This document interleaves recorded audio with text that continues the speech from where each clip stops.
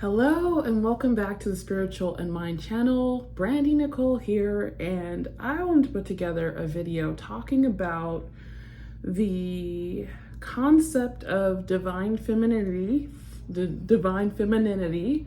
and Christian faith. I had done a few videos, or posted a few videos maybe a month or two back. You can see them, they're still posted.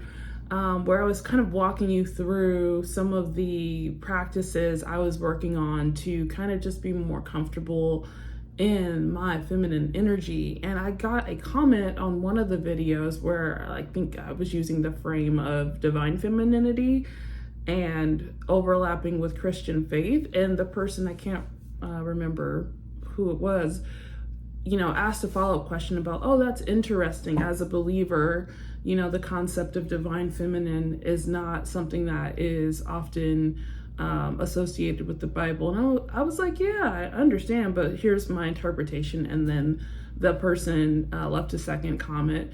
Shout out to who that was. I didn't, we don't need to go into super details, but left a comment saying, oh no, this isn't something that is considered appropriate, more or less, along Christian faith. So I was like, okay, cool, I'm open to it. I'll let God guide me forward to figure this out, because I am a born again Christian, so I don't be knowing everything, and I don't think that's a problem. I don't have a problem with not being educated to the 11th degree, because I'm just at the beginning of having like this deeper version of my relationship with God.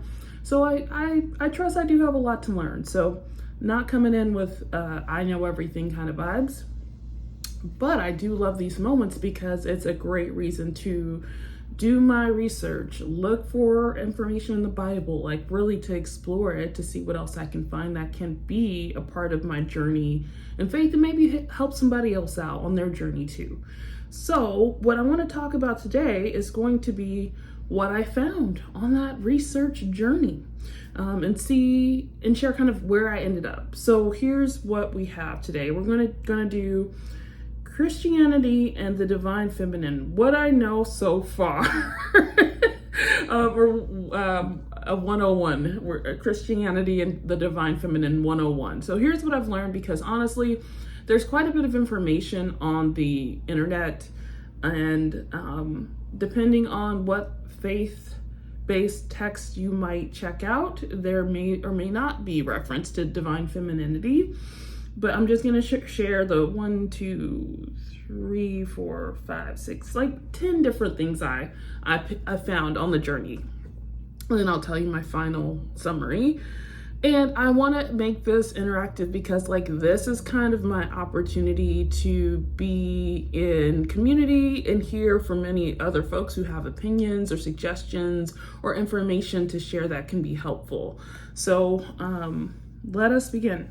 So the first thing I would say that I realized with the term divine feminine, it's rooted in several philosophies, really. So there's Eastern philosophies, Judaism, Greek mythology, Egyptian spirituality, Hinduism, Catholicism, Mormonism are some of the places where I saw reference to different texts in individuals from the Bible, or from some element of faith tying or overlapping with the Bible, because I am a believer, so I'm working with the Bible.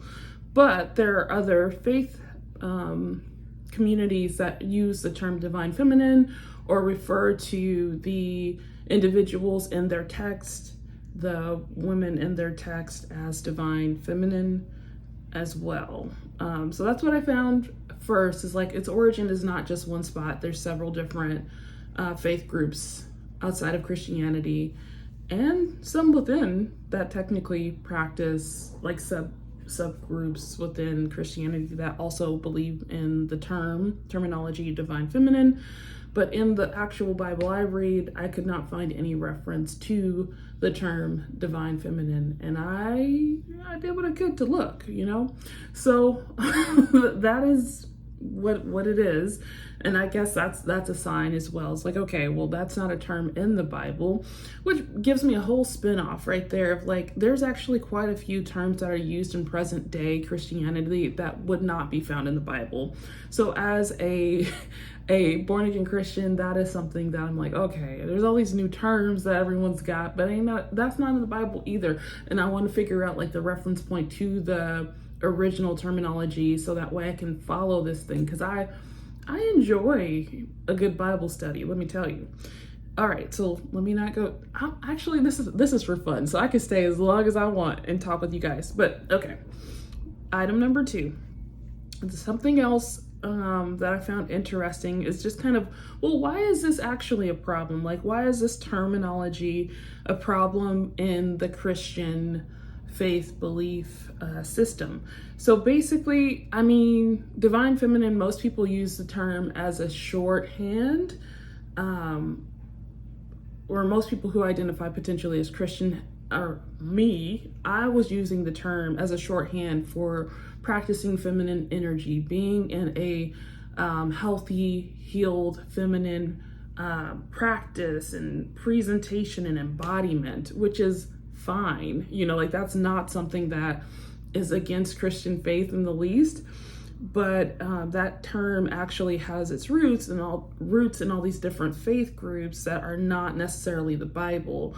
So this is kind of incongruent with Christianity in some ways, because divine feminine ties, or its roots, are to faiths that are not necessarily Christianity, or mainstream Christianity. I'm not sure. I'm not sure I know the right terminology, but maybe traditional Christianity. But even Catholicism and Mormonism may be considered traditional. So some of this stuff feels like it's contextual in some ways.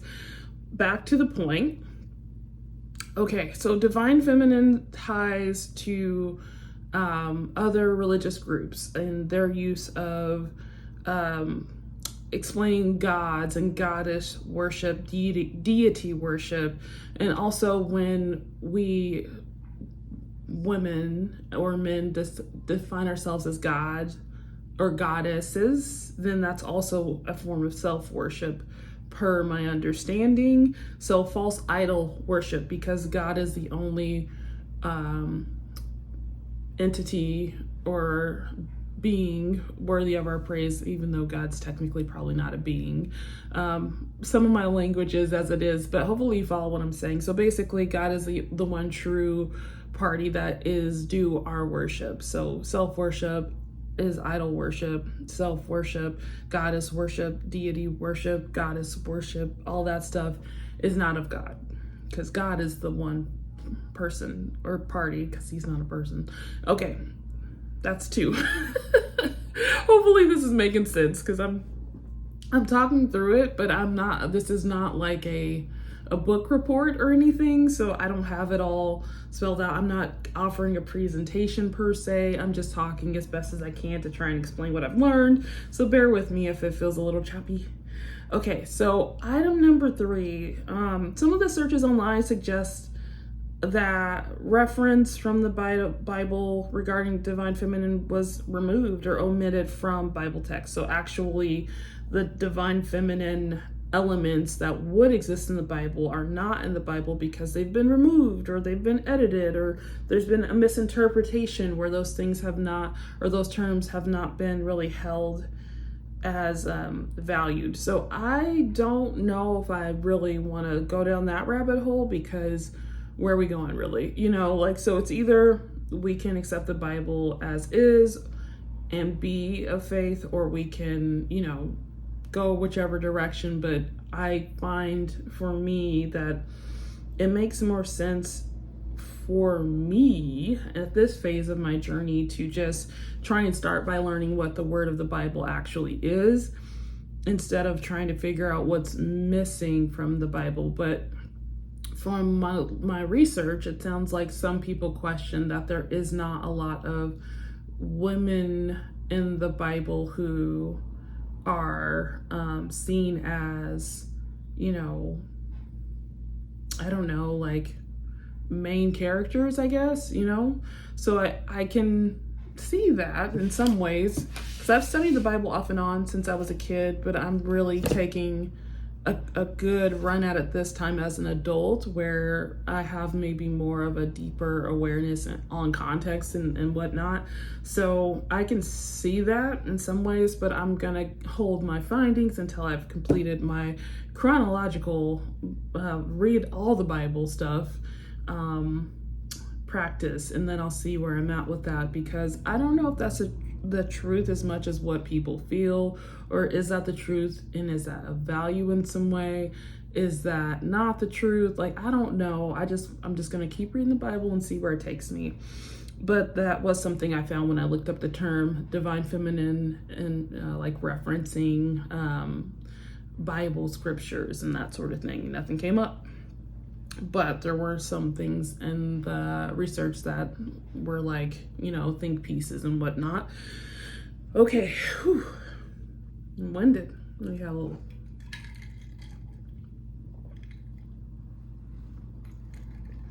Self-care is the best care, yes? It's okay to slow down and have a little water, or it's technically like a Crystal Light or something, water. Okay, so getting back to it. So next up, I am reading the New International Version of the Bible, and the reason I went with that is because it's the Bible option for the church I go to. I go to a Calvary Chapel church, so that is what showed up on my research up here, figuring out which Bible to maybe start with. I may read more than one Bible in this lifetime, who knows?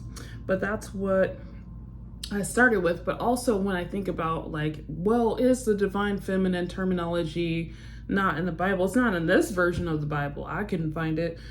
So I need your help. If you have found in the NIV version of the Holy Bible, is divine feminine in there? Like the actual term? Because I don't think it's in there. I think that there's reference to sacred elements of God and God with his people and his creation of humanity and all of that. But I don't think that there's any actual terminology matches. So let me know if you find anything, or if you know of anything, please leave a comment. But that also makes me just think about like, well, which version of the Bible would perhaps have that? Because I do think depending on which faith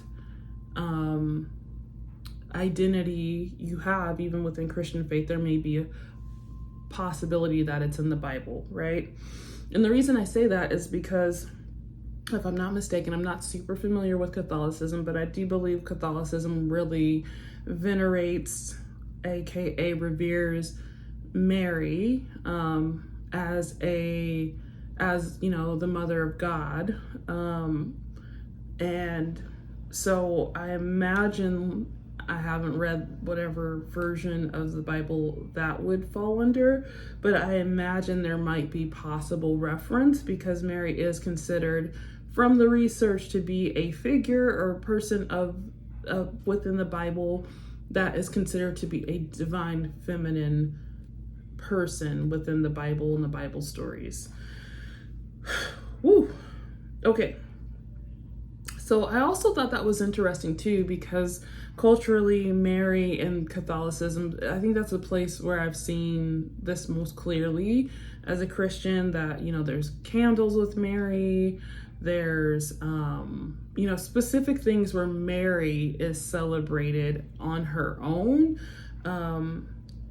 or like as a part of, the story of Jesus. So also, at Christmas, you could see the consistent, manger scene where it's, I think, Mary and the three wise men and Jesus in his little bassinet situation.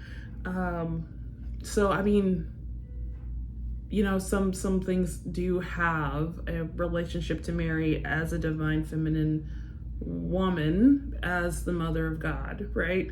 So I find that to be kind of interesting too, because I feel like the version of faith that we practice here or at my church and like my belief system is really focused on Jesus, Jesus as God. So like everyone else can exist in everything, but Jesus is actually the focus point. So I don't know enough about Catholicism to say, so I don't want to even pretend, but I just noticed, like from what I have seen of Catholicism, there is a lot of reference to Mary as well. So some things there. But okay, and then again, like I couldn't find anything regarding divine feminine as a term in the Bible. I did find, possible scriptures to read from the Bible itself about divine feminine overlap. So this is my Bible. Isn't she cute? Look at her. Okay, so just an example or two. So we've got Genesis 5:2. Chapter, I always get it confused. Is it verse? No, chapter 5, verse 2. When God created mankind, he made them in the likeness of God. He created them male and female and blessed them, and he named them mankind when they were created. So like some of the research said, oh, okay, here's a quote that references divine feminine. But to me, like, no, God is actually referencing making men and women in his image and naming them mankind. So there is no divine, God is divine, but the divine element of feminine would also mean divine masculine, divine feminine through God is as close as I could get, right? So there's that one. Another one, and there was a list of different scriptures, but I just found, like, when I was looking through all the scriptures, none of them even matched. And it was like real like 7 degrees removed, like that. The scripture I just did was about 7 degrees removed from anything. Like you would have to like really mold that sentence and rebuild it just to have it really say anything of the sort, because it doesn't actually say anything about divine feminine.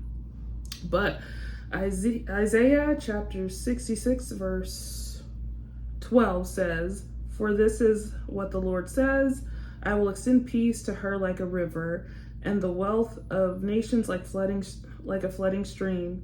You will nurse and be carried on her arm and dandled on her knees, as a mother comforts her child. So I will comfort you, and you will be comforted over Jerusalem."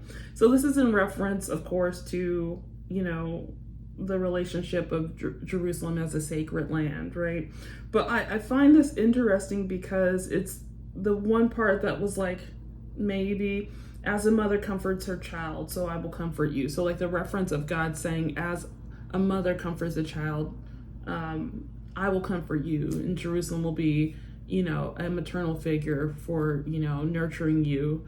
And so it will be good, basically. But I think that doesn't give divine feminine anything. You'd have to reach, relocate, reorganize, and then 7 degrees removed. So, when I looked at like the list, because there was like 5, 6, 7 different scriptures, none of them really spoke to divine feminine as far as Christian. And we could get into Proverbs because I know a lot of folks will reference Proverbs as like a way to behave as a woman, and that could be a fun spin-off. But overall, divine femininity and Christian faith, traditional Christian mainstream faith, it seems, has no overlap. Okay, so another thing about this that I thought was interesting, or something else I was thinking about, is essentially a big part of what I understand so far of Christian faith is that God is the good within, God is the good without, and that, let's see, God is the good within self. So what is good within you is of God. Your good, or what is of light of you, including feminine and masculine traits, is of God. God is good, so basically what is good is God. That makes sense.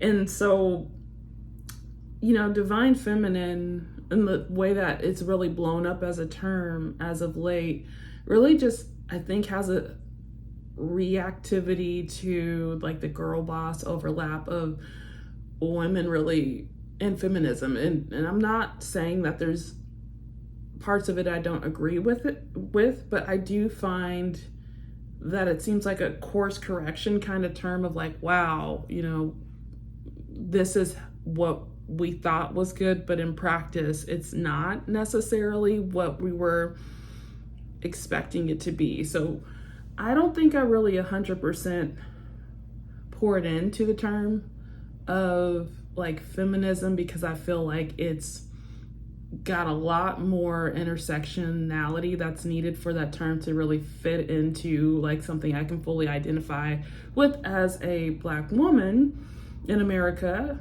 just keeping it real, but also girl boss.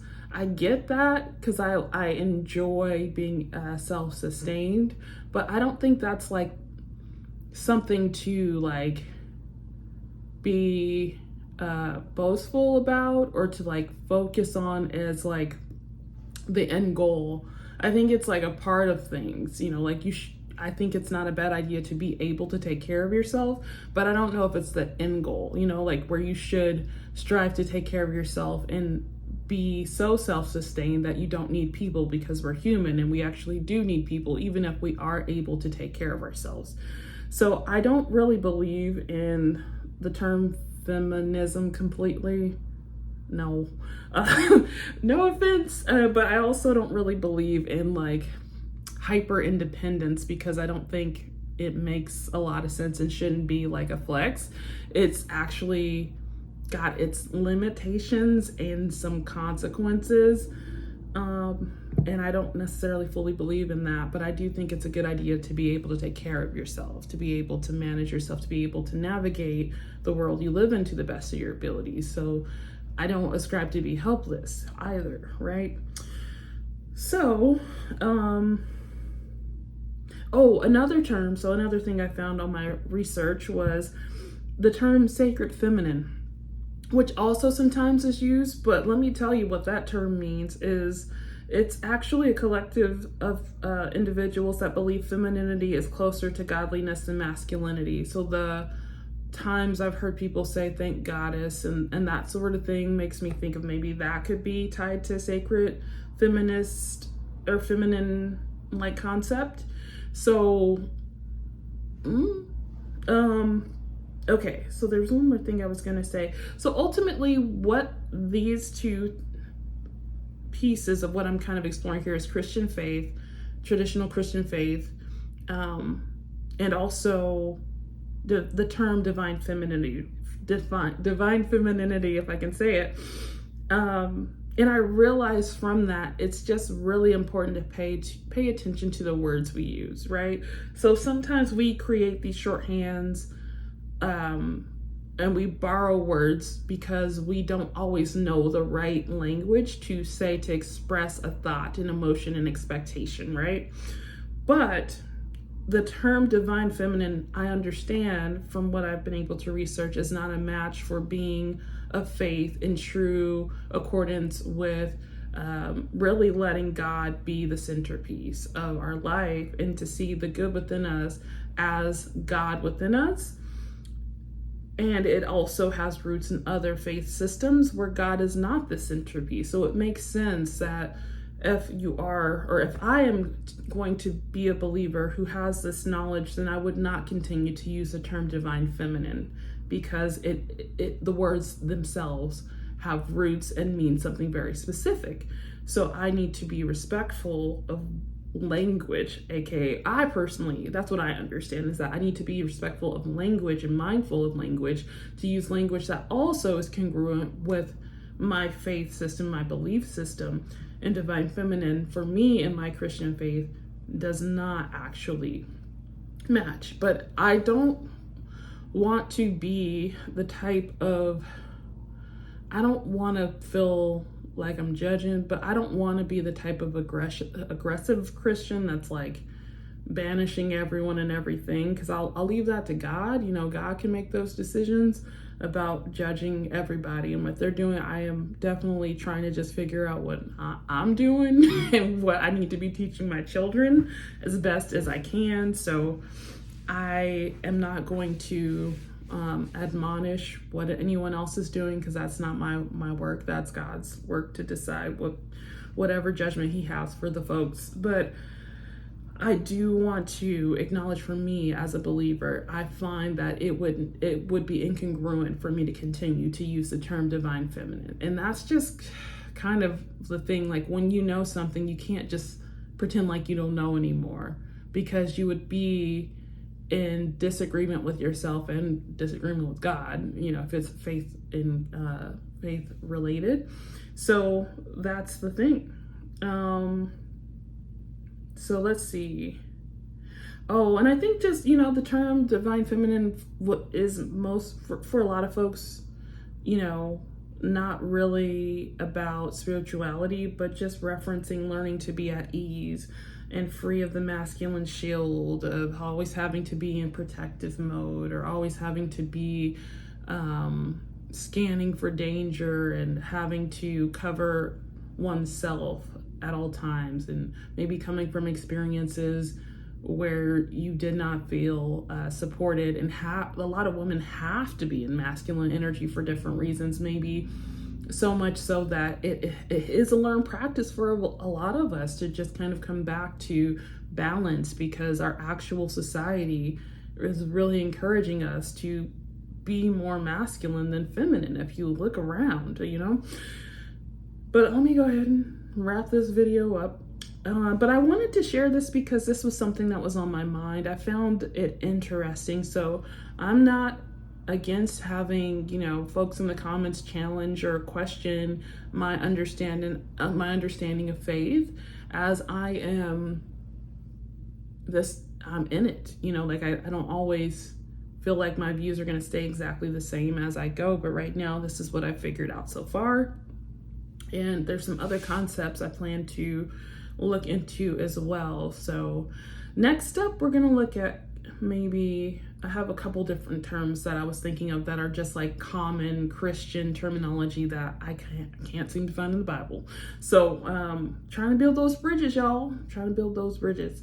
But yeah, I think that's it for today. So I don't know, please leave a comment. Tell me what you think, because I have been thinking about this. I find it fascinating to just understand like the root of some of the elements of faith and language, and what is what, and what else might be important to know. So if you have any feedback, any questions, any suggestions, please leave a comment, because I enjoy kind of having this space of just talking about what I'm learning, but also what's in that Bible, you know, like what's the Bible talking about, you know. So I still haven't found the Bible study group I've been looking for. So I guess I'm just moving it to, you know, having conversations with whoever's open to join me here. So thank you so much for your time. If you joined me for this video, please tell me if anything stood out to you, if you have any thoughts. I will look forward to having you subscribe and join the community of Spiritual in Mind. And if you want to, you can turn on your notifications so you don't miss our weekly episodes, normally happening and posting every Sunday around noon. And sometimes I even do a newsletter. I think I'm taking the summer off, but normally I'll have a newsletter going too. So I hope that you have a great rest of your day. Be blessed, be well, and make sure that you offer kindness and love as you roll around or stay indoors or whatever you're up to for the rest of your day. All right, take great care. Thank you for joining me. Bye for now.